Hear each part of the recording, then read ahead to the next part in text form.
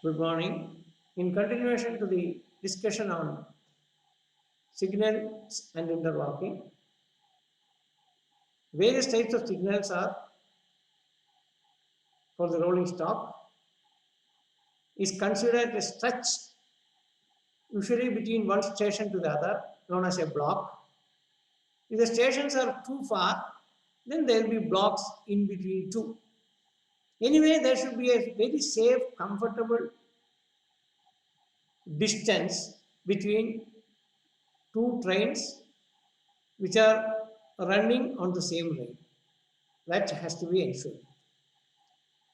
To ensure that, you have an outer signal for the entry of the train to the station, outer signal, then outer home signal nearer to the station. Very nearer to the station is the home signal.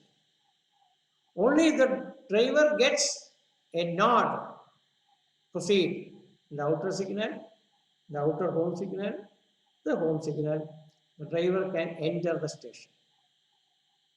Then to leave the station, the driver has to get signal from the starter signal. Starter signal, then advanced starter signal, then the block signal. Block signal means once it's on, he can proceed. So these are the components of signaling, and interlocking is nothing but a mutual lock of the system. Only when the controlling system and the controlled system both are free, then only the train can proceed. If any one of this is off, then it is equivalent for don't proceed. Only when the switches, that is other next thing, the switches are on fully, only then only the interlocking is allowed. The train can comfortably go. Semaphores. Nowadays, because of the digital signaling, electronically communicated and controlled, it's advanced things, but semaphores are common where if the signal is horizontal, don't go. If it is inclined at 45 degrees, you proceed. Then you have this way indicating different ways which the driver will be given instruction. Proceed with caution. Red, don't proceed. Yellow, proceed with caution. Green, proceed. That's it. That's another way of signaling. So that component is mechanical, totally mechanical, electrical and electronically controlled.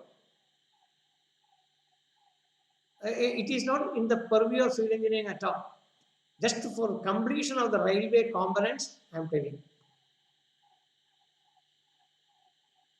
Then the next major operation is the points and crossing. Points and crossing. That there may be eventualities or there may be management requirement that a train which runs on a two rails may have to deviate its direction and start running on another pair, keeping one rail constant, changing the other. That junction where the train changes its direction, that point is called crossing. And just ahead of that, you will have the switch or point. Just it will have a stretch rod or a switch rod, and when the switch rod shrinks, the train will go in the direction.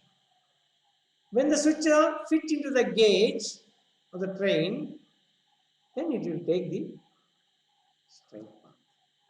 For which we have different types of rails known as wing rails, stretch rails, Sometimes that there will be a triangular portion. In junction, if you say, there is a triangular portion here. That is called a frog. You have point rails. You have guide rails, I told you yesterday, check rails to arrest derailment. And another thing is the tongue rail. Tongue rail and the stop rail. Tongue rail, you can see that the thickness of the tongue rail will be very, very, very less. That is why it is called tongue. At the point, near the point, it will be very small. Then it will go on and come to the original size of the rail.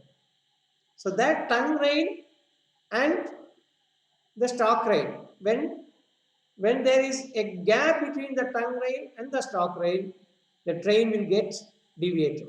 If there is no gap between the tongue rail and the thing, automatically it will go straight. So facilitating this, you have in computer technology switch from one user to another user. Here also the switch, the term switch means switching from one rail to the other. And switch is always called point and crossing. When a train is stuck on the rail, the other trains cannot run on that. So automatically you have to take a deviation. For repairing of the bogies or repairing of the engine, you will have to take a deviation. So points and crossings are for that. That is also purely mechanical operated. They have to be well maintained and controlled. Another important component is the yards, various types of yards in a railway engineer. There, the role of a civil engineer is, one is the passenger yard. Passenger yard means you have the platform. Platform it includes the passenger yard includes the platform, the waiting rooms, the cafeteria, then their dress rooms,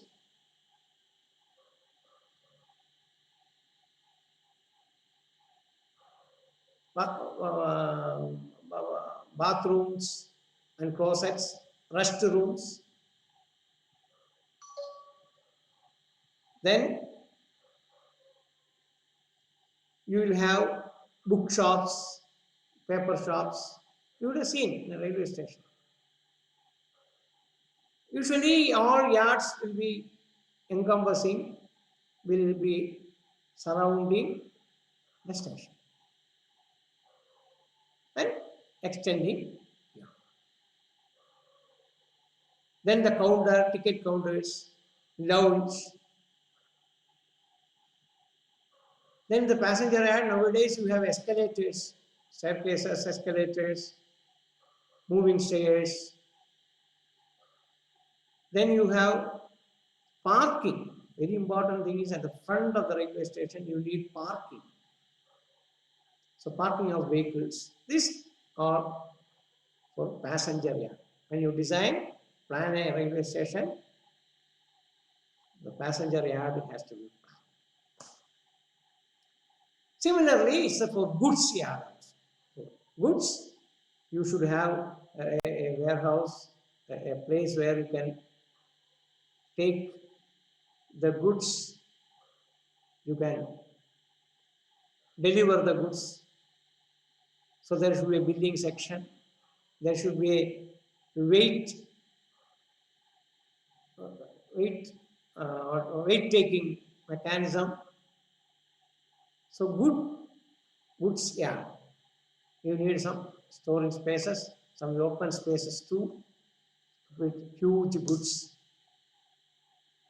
Then the rails have to go towards the goods yard.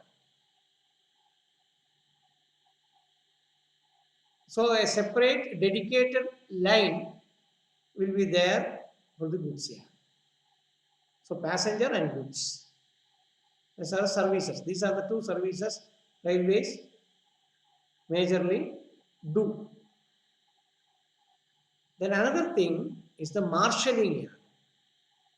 Marshalling yard is for shunting, then for repair works. Small repair works will be done on the yards itself, known as the depot. Major work will be done on workshops. But provision has to be done for marshalling, for yard, for repair, and in certain major stations or places along the railway itself, railway line. Then only you can do the operations because everything is run on rails. So whether you want to repair, whether you want to guide, whether you want to run, everything on rails. So all yards will be connected by auxiliary railways.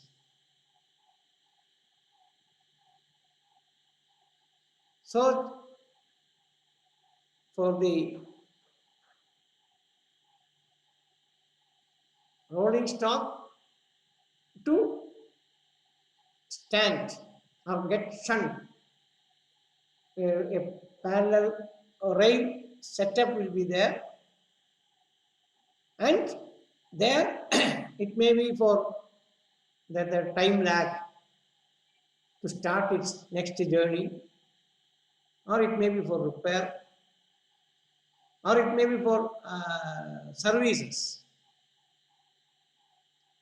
That concerned with the rolling stock's maintenance and shunting, that is called marshalling yard. Then another thing connected to the marshalling yard is the provision for turntable. Turntable. What is turntable from the meaning? Table in our turning. What is the purpose of the turning table? Because once the engine of a train goes in one direction, it pulls all the bogies. Pulling. Pushing will not attain the maximum speed. So usually the train engine will be at the front. There will be only dragging because of the traction, especially in the diesel engines. In the electrical context, when the trains are electrically tracked, how far this turning, the relevance of the turning table may not be that much. But if you want the engine to be turned 360 degrees, that will be taken to the turntable, and that turntable will rotate. Join the line. So the purpose of the turntable is to reverse the direction of the engine. Even though it is called a table, there will not be literally a table just like dining table, but it will be a huge well. It will be a huge well with strong foundations. You have to dig deep into that. You should have a reinforced concrete well over which you will have rails on which at the center, just imagine that there will be a center where there will be a stanchion, a pillar, stanchion like this. You have a circle around the stanchion. You have a pillar on which you will have a horizontal arm. You will have a horizontal arm. And this horizontal arm means it will be very, very solid, structurally designed arm. This arm will rotate. This arm will rotate having rails. So the engine which should